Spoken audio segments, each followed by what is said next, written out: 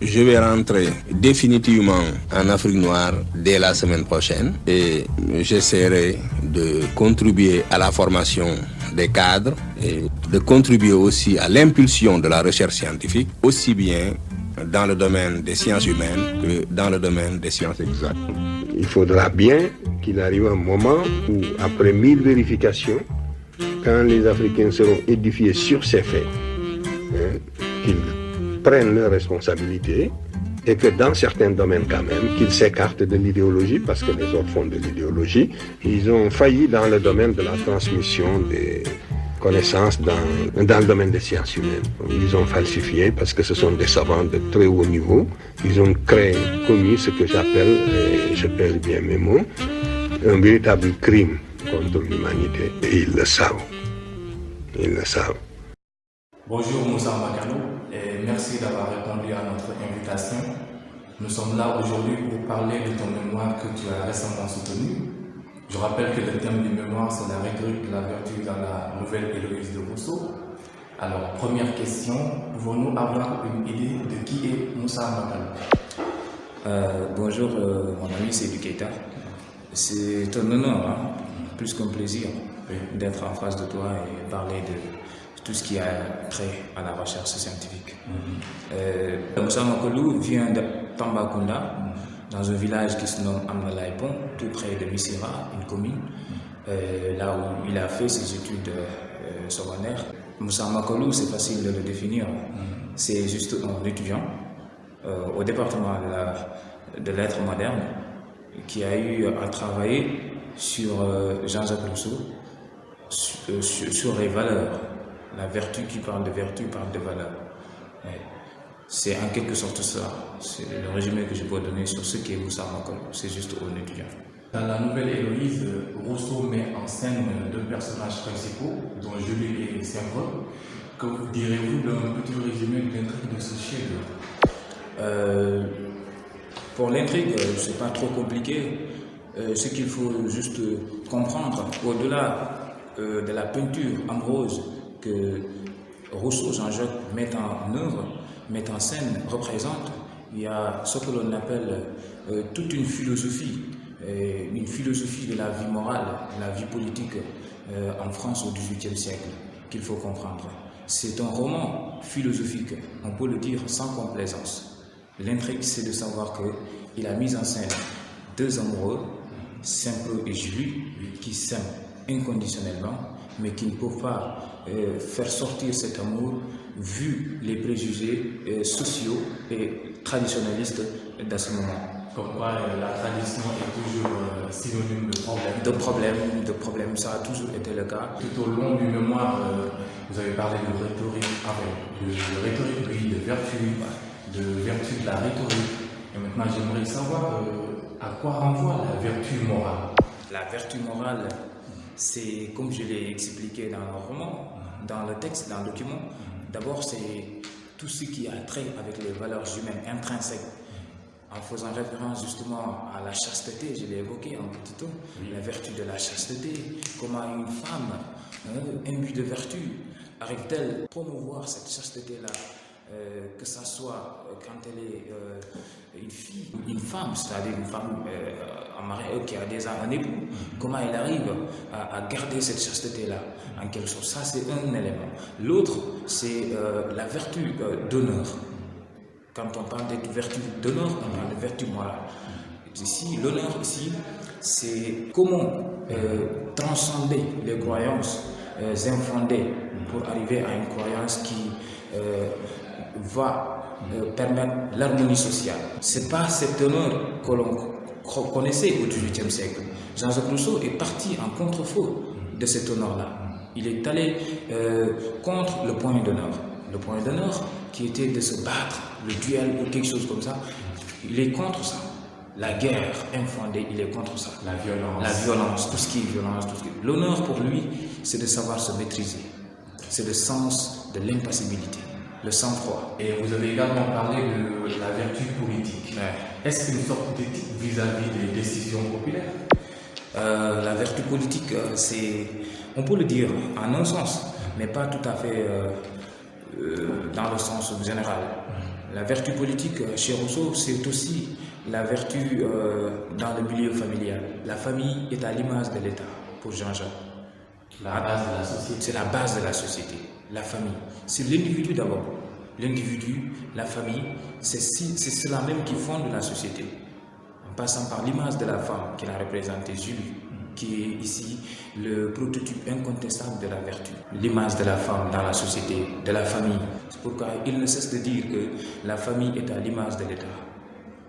Quand on conçoit bien l'administration de la famille de Walmart, on conçoit, disons, un bon État, l'État idéal, en quelque sorte, rousseauiste. Hiérarchisation, le respect des valets, ceux qui travaillent pour eux, comment ils les entretiennent, la relation qu'ils ont avec leurs enfants. L'enfant n'est pas un moyen pour eux, mais c'est un moyen à soi, en fait. L'enfant est respecté, à la limite. Il n'est pas utilisé comme très bien, un objet, quelque chose comme ça. J'ai eu à noter que Rousseau parle de religion naturelle. Naturelle, oui. Qu'est-ce qu'il entend par religion naturelle? Oui, la religion naturelle, c'est... On conçoit que la religion vient toujours de l'histoire, d'une certaine conception. Est-ce qu'il y a une religion qui existerait par elle-même? Est-ce que c'est ça la religion naturelle finalement chez vous? Au XVIIIe siècle, comme avant le XVIIIe siècle, on peut, quand on interroge l'histoire, au XVIe siècle, il y avait ce que l'on appelle l'humanisme. Il voulait assimiler le profane et le sacré, en faisant une rétrospection aux valeurs antiques. C'est comme le cas de Rousseau et d'autres philosophes même, de ses contemporains, les Voltaire, d'Holbach, d'Alembert, qui ont senti la nécessité de sortir de la tutelle religieuse de l'Église, qui avait le droit de mort et de vie sur les sujets. Et pour eux, il était plus qu'urgent de revendiquer cette religion naturelle qui consiste à éliminer un intermédiaire entre l'humain et le divin. L'homme doit, par lui-même, par la nature, être en phase avec son Dieu, sans pour autant passer par qui que ce soit pour ne pas être manipulé. C'est ce que l'on appelle le théisme. C'est le théisme. Le théisme, c'est on croit en Dieu, mais on ne croit pas à l'intermédiaire de qui que ce soit entre le divin et l'humain. C'est cette religion dont Jean-Jacques Rousseau fait l'éloge dans son roman. Est-ce que, selon toi, la vertu religieuse est la véritable vertu, c'est Rousseau? Une vertu qui ne se laisse pas corrompre. Qui ne se laisse pas corrompre, oui. La vertu religieuse, c'est une vertu que Jean-Jacques Rousseau parle beaucoup. Il parle beaucoup de cette vertu dans son ouvrage. Quand on regarde l'image de Julie, elle est sortie d'une chute. Elle était folle, amoureuse de Jean Saint-Preux. Et à un moment donné, elle ne savait même pas qu'est-ce qu'elle allait décider. Est-ce qu'elle va choisir Saint-Preux ou ses parents? Parce que Millard Edward Bomston l'avait promis une décision, c'est-à-dire partir avec Saint-Preux. Elle a refusé parce que tout simplement elle avait un sentiment de redevabilité envers ses parents. Mais c'est à l'église, elle-même elle le dit, c'est à l'église qu'elle a ressenti le besoin de rester et d'être fidèle à son mari. Elle le rappelle de par ses mots, je ne sais quel souffle insurmontable me surmonte d'une pure innocence. Elle ne savait pas, mais c'est comme si c'était à l'église qu'elle avait pris l'ultime décision d'être chaste envers son mari, bien qu'elle n'ait pas éprise de lui. Et après tout cela, c'est une manière aussi de réinventer l'amour dans l'âme, mais pas corporel. C'est l'image de l'importance que vous, Jean-Jacques Rousseau, à la religion, que je veux juste montrer comme ça. C'est que c'est la religion qui a permis à Julie, en quelque sorte, d'avoir une décision ferme sur ce qu'elle va faire de sa destinée, de sa relation conjugale, comme de sa relation amicale ou autre. Mais si on observe maintenant cette vertu-là que vous venez de décrire d'une manière vraiment extraordinaire, est-ce que ce n'est pas un idéal lorsqu'on constate les comportements et les imperfections de l'homme à l'égard de lui-même et de la nature? Est-ce que ce type de vertu n'est pas à la limite de l'idéal? Oui, c'est l'idéal, on peut le dire à bien des égards, parce que la religion tel que le conçoit Jean-Jacques et d'autres philosophes du XVIIIe siècle, c'est une religion de félicité, une religion d'épurement de l'âme. La religion nous permet de sortir, de s'affranchir des turpitudes de la vie mondaine. Du coup, sans la religion, l'homme est perdu, selon ces philosophes. Et à mon humble avis, je pense que la religion, surtout nous qui sommes en Afrique ici, nous constitue de psychologie.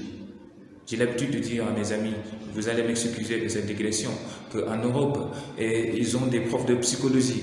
Nous, ici, on n'en a pas. Mais la religion, pour constituer ou substituer ce manquement-là, peut être une sorte de psychologie pour nous, une sorte de garde-fou, qui nous permet de garder le sang-froid, d'être en phase avec l'harmonie de la nature, tout ça, avec la méditation, parce que qui parle de prière, surtout dans la religion musulmane, ne peut pas ne pas parler de la méditation.